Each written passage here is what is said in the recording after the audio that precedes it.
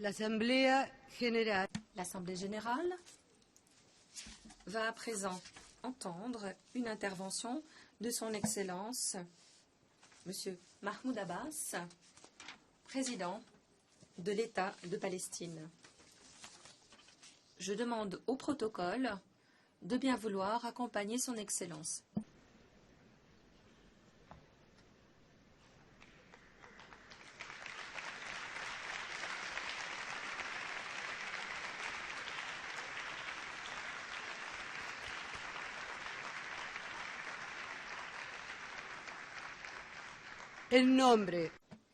Au nom de l'Assemblée générale, j'ai l'honneur de souhaiter la bienvenue aux Nations unies à son Excellence, M. Mahmoud Abbas, président de l'État de Palestine. Et je l'invite à présent à la tribune.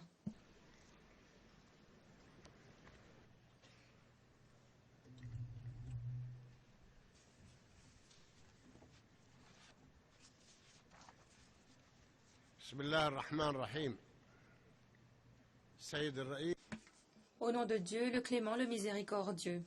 Monsieur le Président, Madame, Mesdames et Messieurs,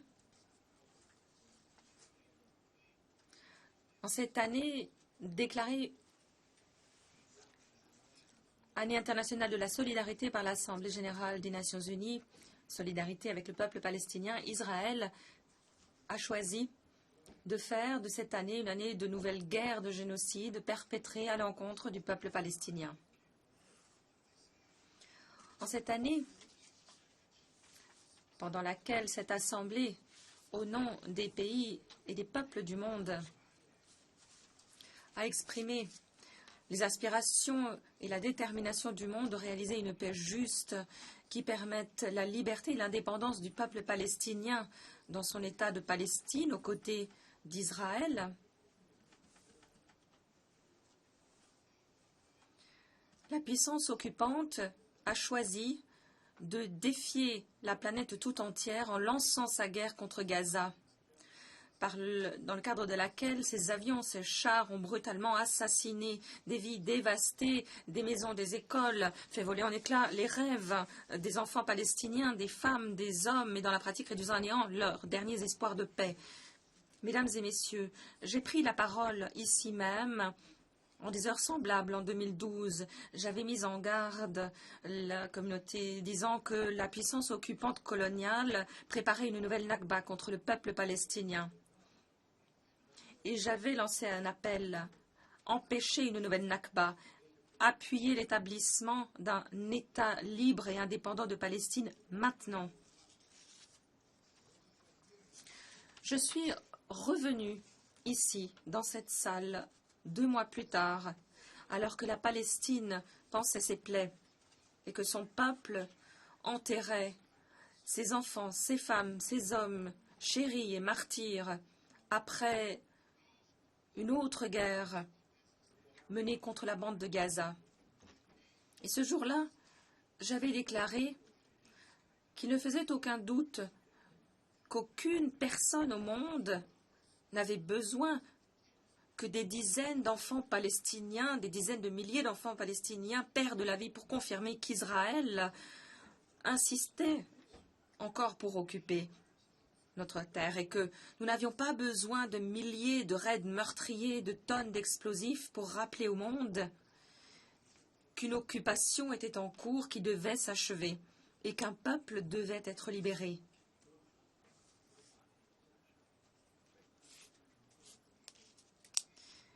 Nous voici ici à nouveau réunis.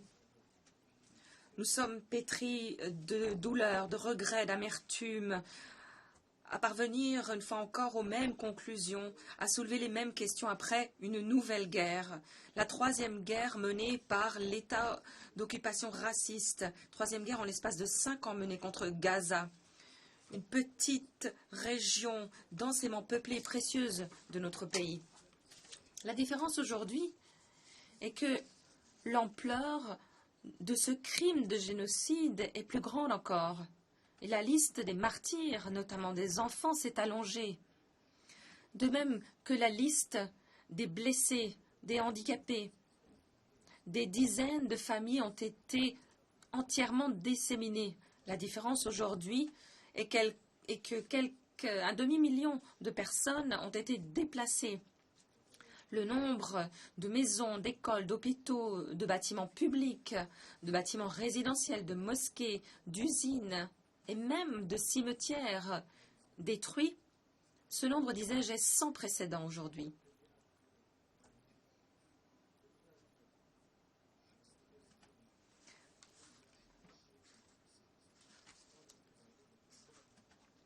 La différence aujourd'hui est que les dégâts causés par cette récente agression sont sans précédent dans notre ère moderne, comme en a témoigné le commissaire général de l'UNRWA. Cette dernière guerre en date menée contre Gaza constitue une carrière de crimes de guerre absolus perpétrés au vu et au su de la planète, suivis heure après heure. Nul ne peut prétendre aujourd'hui ne pas être conscient de l'ampleur des crimes perpétrés. Personne ne saurait défendre le droit d'Israël à l'autodéfense sans égard pour le sort des milliers de victimes, ignorant le simple fait que nous leur rappelons aujourd'hui que la vie d'un Palestinien est aussi précieuse que la vie de tout autre être humain. Ignorer les faits sur le terrain ne permettra pas de les effacer. Nous devons partir du principe que nul ne peut aujourd'hui se demander pourquoi l'extrémisme est en hausse, pourquoi la culture de la paix perd du terrain et pourquoi les efforts pour réaliser la paix échouent. Et pourtant, nous pensons et nous espérons que personne n'essaiera de soutenir l'occupation en toute impunité. Et dans le cadre des tentatives visant à se soustraire à toute responsabilité. Au nom de la Palestine, mesdames et messieurs, j'affirme ici aujourd'hui que nous n'oublierons pas et nous ne pardonnerons pas. Nous ne permettrons pas aux criminels de guerre de se soustraire à toute sanction. J'affirme ici devant vous que le peuple de Palestine reste fidèle à son droit légitime de se défendre contre la machine de guerre israélienne, de défendre son droit légitime de résister face à cette occupation coloniale et raciste par Israël. Dans le même temps, j'aimerais affirmer que notre chagrin, les traumatismes subis et notre colère ne nous mèneront jamais à renoncer à notre humanité, à nos valeurs, à notre éthique. Nous préserverons toujours notre respect, notre engagement en faveur du droit international, du droit humanitaire international et du consensus international. Nous préserverons la tradition de notre lutte nationale, lancée par les fadéïnes palestiniens, en faveur desquels nous nous sommes engagés depuis le début de la révolution palestinienne, début 1965. Madame le Président, Mesdames et Messieurs, face à ce tsunami de massacres, de tempêtes, de destruction massive, nous avons été témoins des rassemblements organisés de par le monde, des manifestations immenses organisées dans les rues de nombreuses villes en condamnant cette agression, en demandant la libération de la Palestine. Nous avons été témoins du fait que sur différents continents, la majorité des pays déclaraient le même but noble, s'efforçaient d'offrir toutes sortes de soutien, d'assistance à notre peuple. Nous avons été témoins de l'élargissement des activités menées à l'échelle internationale dans le cadre de campagnes de boycott contre les politiques d'occupation, d'apartheid et de colonisation d'Israël, notamment parmi les groupes d'universitaires culturels et de jeunes. Au nom de la Palestine, nous saluons tous ceux qui défendent les valeurs humaines et exigent la liberté, la justice et la paix. Toutes les manifestations de solidarité authentique ont représenté un message important pour ceux qui étaient confrontés à ce génocide à Gaza. Ils les ont aidés à prendre conscience du fait qu'ils n'étaient pas seuls. La récente guerre menée par Israël a confirmé sur le terrain l'essence même de ce que déclarait le gouvernement israélien derrière les portes closes des négociations. Cette guerre est intervenue après de longues et difficiles négociations menées plus de 8 mois durant, sous l'égide des États-Unis.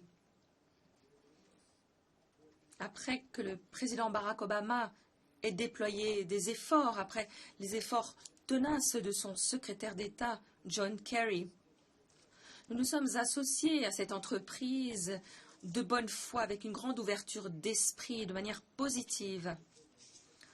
Nous nous sommes associés aux efforts déployés par l'administration américaine.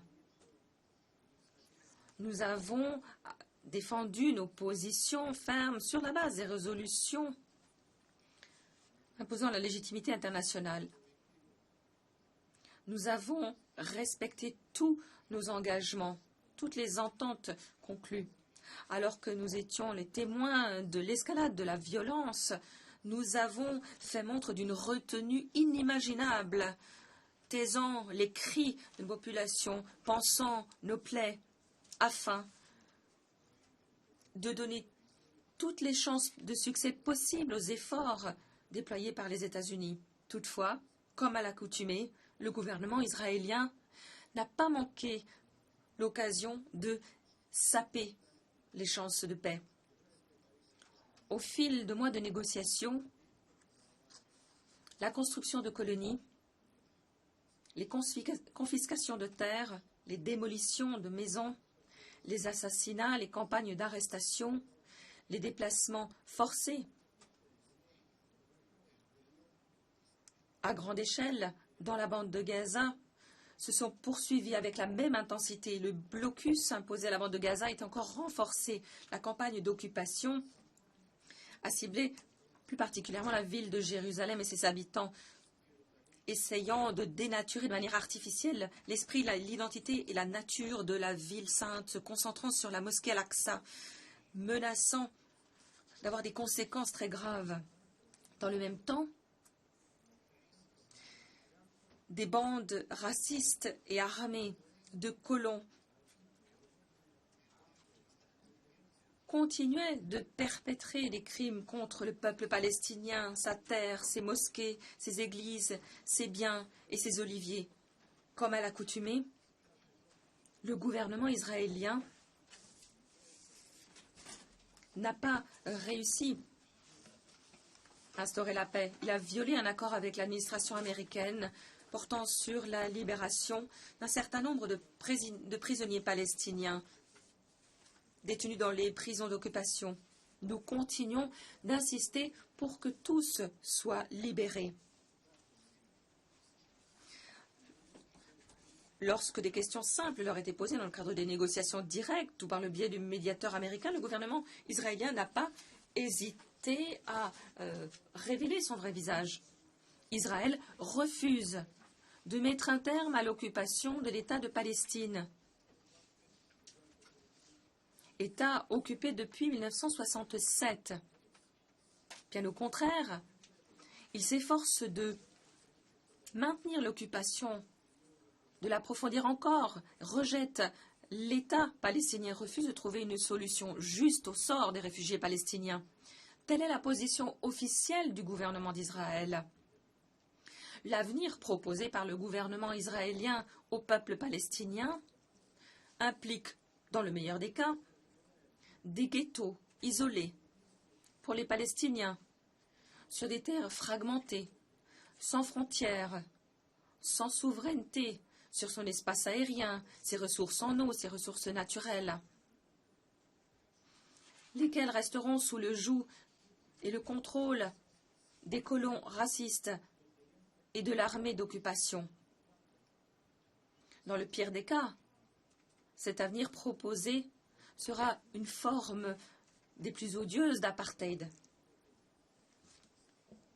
D'aucuns estiment que nous devons créer 2 États. Mais où est l'État de Palestine?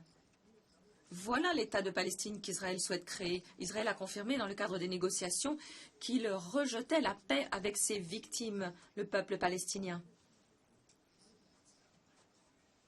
Tout cela s'est déroulé parallèlement à une tentative visant à donner une connotation religieuse au conflit, sur fond de racisme croissant et endémique dans le cadre du discours politique et dans les médias israéliens. Un discours profondément ancré dans les programmes scolaires et dans toute une série de lois et de pratiques d'occupation. Cette culture du racisme, de l'incitation à la violence et à la haine, est apparue avec une évidence aveuglante dans le crime méprisable et effroyable perpétré il y a quelques mois par des colons fascistes qui ont enlevé le jeune Mohamed Daboukdeir de Jérusalem, l'ont brûlé vif et l'ont assassiné. Ce qui nous rappelle quelque chose d'autre. Au cours des années écoulées, la puissance occupante a également maintenu une politique visant à affaiblir délibérément l'autorité nationale palestinienne pour la saper et réduire à néant son rôle. L'occupation a directement ciblé le travail réalisé pour jeter les bases de l'État de Palestine que nous souhaitons, un État souverain et indépendant, vivant en paix, bâtissant des ponts, créant une coopération mutuelle avec ses voisins, un État qui respecte ses engagements, ses obligations et les accords, qui renforce les valeurs de citoyenneté, d'égalité, de non-discrimination, d'état de droit, les droits de l'homme et le pluralisme, qui approfondissent les traditions palestiniennes de tolérance, de cohabitation et de non-exclusion, qui renforcent la culture de la paix, promeuvent le rôle des femmes, instaurent une administration effective, engagée en faveur de la bonne gouvernance. L'occupation vise à imposer son propre modèle.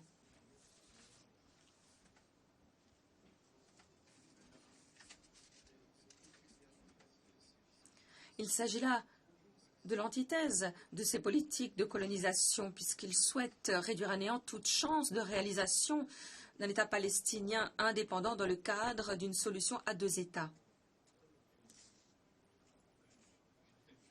Lorsque les efforts déployés pour venir à bout des divisions internes par le biais d'un dialogue national ont porté leurs fruits il y a quelques mois, et que nous nous sommes préparés à rétablir l'unité de notre terre, de notre nation, de nos institutions, et avons constitué un gouvernement de consensus national et lancé le processus d'organisation d'élections présidentielles et législatives, tous les États du monde se sont félicités de cette réalisation, à l'exception d'Israël, qui n'a eu de cesse de fragmenter notre terre et notre unité nationale. Monsieur le Président, Mesdames et Messieurs, à présent, qu'allons-nous faire? L'idée selon laquelle il serait simplement possible de revenir aux méthodes de travail du passé qui n'ont cessé d'échouer est au mieux naïve et, quoi qu'il en soit, erronée. Elle ignore en effet qu'il n'est plus acceptable, qu'il n'est plus possible de répéter les méthodes qui se sont avérées futiles, de maintenir les approches qui ont constamment échoué et qui doivent être revues de manière radicale. Je le répète, il est impossible de reprendre le cycle de négociations qui n'ont pas permis de régler le cœur du problème et la question fondamentale. Ces négociations, dans le cadre desquelles Israël détermine à l'avance les résultats par le biais de ces activités d'occupation et de colonisation ne sont ni crédibles ni sérieuses. Les négociations pour lesquelles dont l'objectif convenu n'est pas de mettre un terme à l'occupation d'Israël et qui ne vise pas à créer un État indépendant de Palestine avec Jérusalem-Est comme capitale sur le territoire palestinien occupé pendant la guerre de 1967, n'a aucun sens. Nous avons besoin d'un calendrier très clair pour réaliser cet objectif. L'heure est plus que venue de mettre un terme à cette occupation et à la colonisation. La Palestine refuse de voir le droit de son peuple, qui est victime d'actes de terrorisme réalisés par la puissance occupante raciste. La Palestine refuse que sa population reste l'otage d'Israël. Le peuple palestinien a besoin d'une protection internationale immédiate. C'est ce que nous demandons aux organisations internationales. Nous avons besoin de sécurité et de paix, plus que tout autre peuple. Les enfants de Palestine méritent les efforts du monde pour faire en sorte que leur enfance, leurs rêves, leur vie ne soient pas une fois encore réduits à néant. Le moment est venu de clore les chapitres de cette tragédie prolongée. Ceux qui ont été déracinés de leurs terres, de leurs maisons, de leur beau pays, dans le cadre de la Nakba il y a 66 ans, ceux qui ont été propulsés dans la misère de l'exil, dans une vie de réfugiés, et sont aujourd'hui victimes de nouvelles vagues d'expulsion, sont contraints de prendre la mer au risque de leur vie. Ces populations ont besoin d'assurance. Elles doivent savoir qu'elles ne seront plus déplacées, qu'elles n'auront plus à quitter leur foyer, que leurs maisons ne seront plus détruites, qu'elles ne passeront pas leur vie dans l'attente d'une nouvelle guerre. Le moment est venu de mettre un terme à cette tragédie.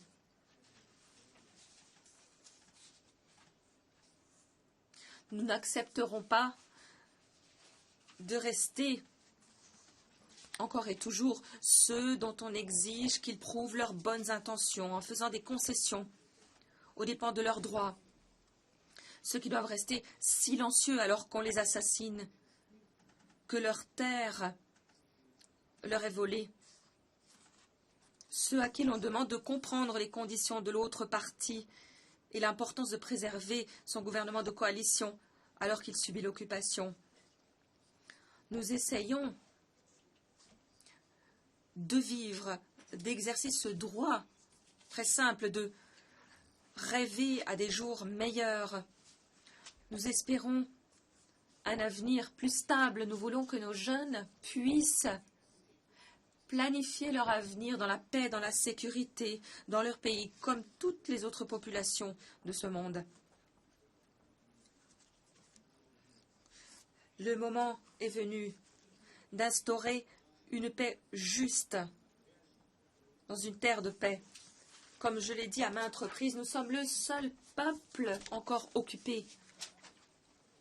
Monsieur le Président, Mesdames et Messieurs, nous, aux côtés des autres pays arabes, n'ont eu de cesse de mettre en garde contre les catastrophes, les conséquences catastrophiques de la poursuite de l'occupation israélienne et du déni de la liberté et de l'indépendance du peuple de Palestine. Nous n'avons eu de cesse d'attirer l'attention sur le fait que permettre à Israël d'agir en tant qu'État n'étant pas tenu de respecter le droit dans toute impunité, sans risque d'être sanctionné pour ses politiques, son agression et sa défiance. Tout cela a créé un terreau fertile, un environnement propice à l'extrémisme, à la haine et au terrorisme dans notre région. faire face au terrorisme, qui est le fléau de notre région, du fait de groupes tels que le IEL, Daesh ou d'autres, qui sont sans aucun fondement dans la religion tolérante de l'islam. Ces groupes commettent des atrocités brutales, haineuses et exigent davantage qu'une confrontation militaire. La question est urgente.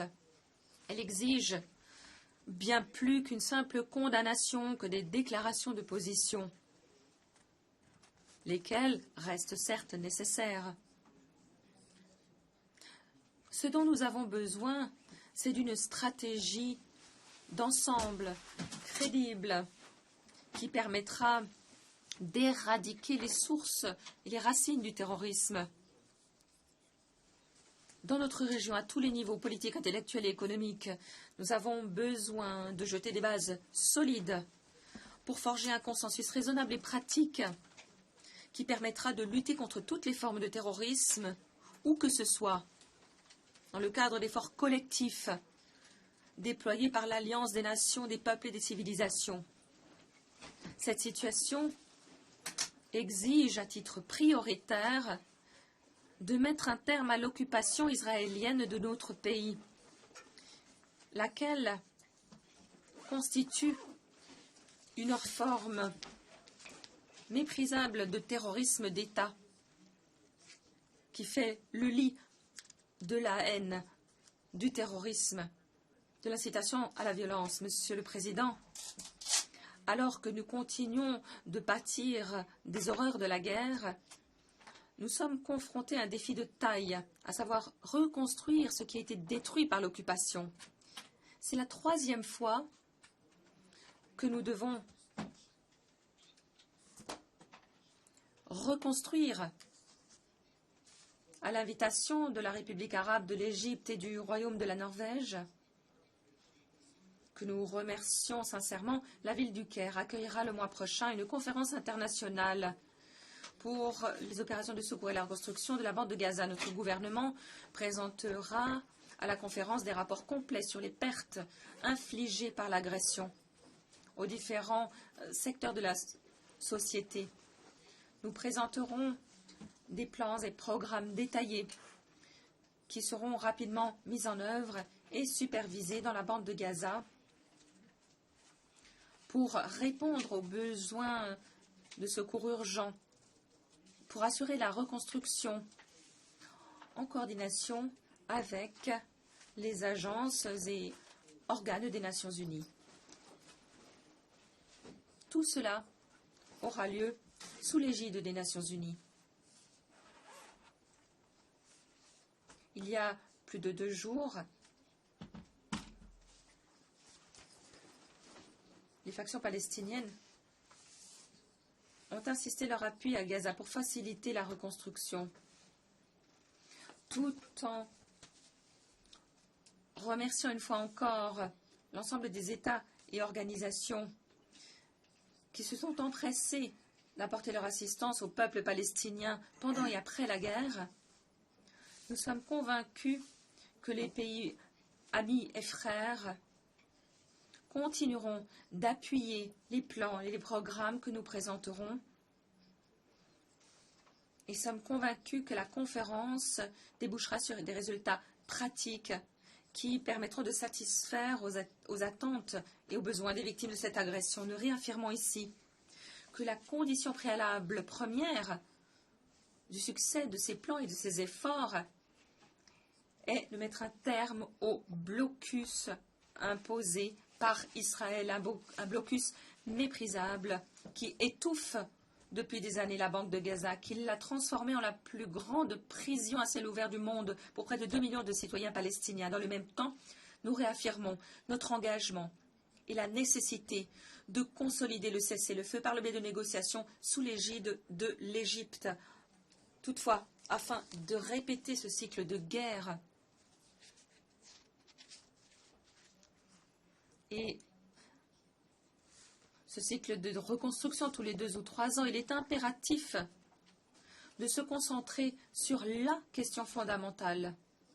le point de départ de cette catastrophe, à savoir que les souffrances de Gaza ne s'achèveront que par la fin de l'occupation et l'établissement d'un État indépendant de Palestine. Monsieur le Président, Mesdames et Messieurs, ces 2 dernières semaines, la Palestine et le groupe arabe ont pris des contacts nombreux avec les différents groupes régionaux au sein des Nations Unies afin de préparer la présentation d'un projet de résolution à adopter au sein du Conseil de sécurité sur le conflit israélo-palestinien. Et ce, afin de faire avancer les efforts en faveur de la paix. Nous continuons de croire en la paix par le biais de la légitimité internationale. Ces efforts réaffirment notre engagement en faveur d'une paix juste par le biais d'une solution négociée. Dans le cadre d'efforts diplomatiques et politiques déployés au travers des Organisations unies. Ces efforts s'inspirent d'eux et reposent sur l'esprit et les dispositions des nombreuses résolutions que vous avez approuvées à l'Assemblée générale et consacrées dans les résolutions du Conseil de sécurité qui ont jeté les bases d'une solution durable et d'une paix juste. Il n'y a ici rien de nouveau. Il s'agit là de résolutions qui ont été adoptées. Ces efforts visent à combler les lacunes des efforts déployés par le passé pour réaliser la paix, en réaffirmant l'objectif de mettre un terme à l'occupation par Israël et en mettant en œuvre la solution à 2 États, l'État de Palestine avec Jérusalem-Est comme capitale sur l'ensemble du territoire occupé en 1967, aux côtés de l'État d'Israël, pour parvenir à une solution juste et concertée pour mettre un terme à la situation que connaissent les réfugiés palestiniens sur la base de la résolution 194, sur la base d'un calendrier précis pour la réalisation de ces objectifs, tels qu'énoncés dans l'initiative de paix arabe. Nous devons nous doter d'un calendrier pour la mise en œuvre de ces objectifs.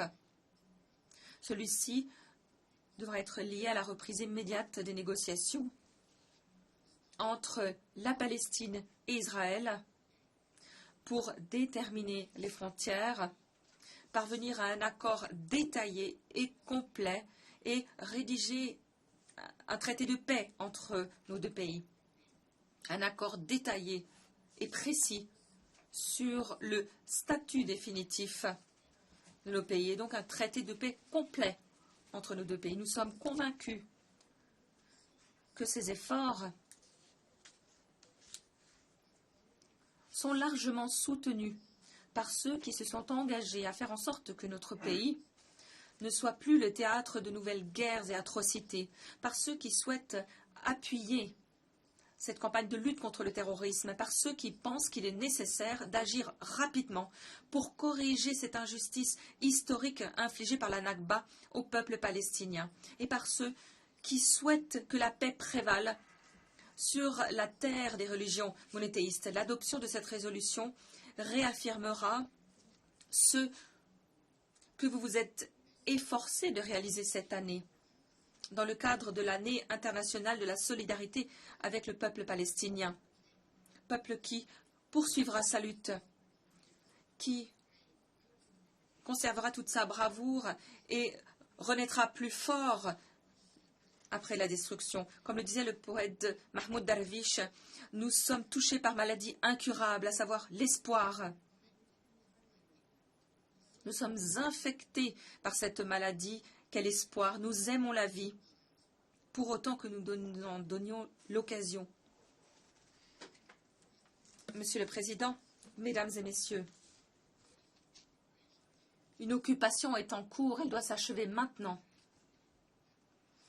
Un peuple doit être libéré immédiatement. L'heure de l'indépendance de l'État de Palestine a sonné. Je vous remercie de m'avoir écouté. Merci.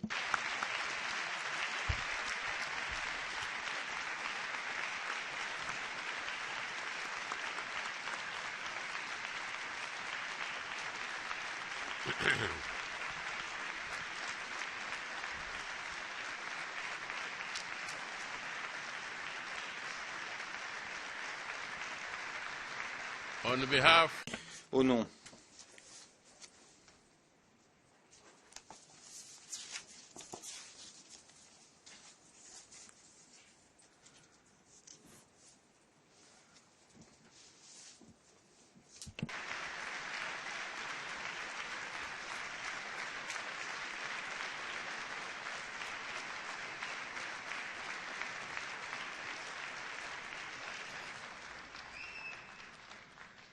on behalf Au nom de l'Assemblée générale de l'ONU, je souhaite remercier le président de l'État de Palestine pour la déclaration qu'il vient de prononcer. Puis-je demander aux représentants de rester assis alors que nous saluons le président.